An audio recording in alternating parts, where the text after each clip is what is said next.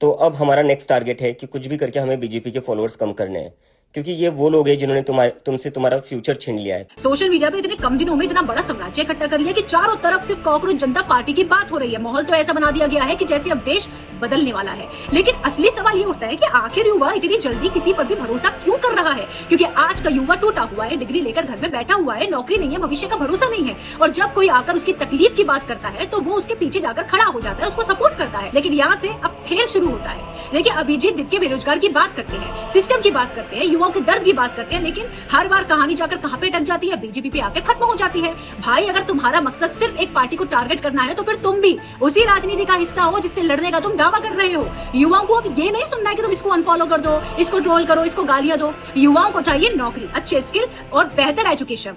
और सबसे जरूरी बात यह है कि एक ऐसा इंसान चाहिए, एक ऐसा लीडर चाहिए, सिर्फ कैमरे के सामने नहीं, जमीनी स्तर पर काम करके दिखाए। देखिए, ये पहली बार नहीं है कि युवाओं ने किसी पे भरोसा दिखाया हो। इससे पहले भी राघव चड्ढा पर भरोसा दिखाया गया था। लोगों को लगा था कि ये अलग लीडर है, ये अलग पार्टी बनाएगा, हमारी आवाज बनेगा। लेकिन इन द एंड क्या हुआ? ढाब के 3 पात, वही राजनीति, वही कुर्सी।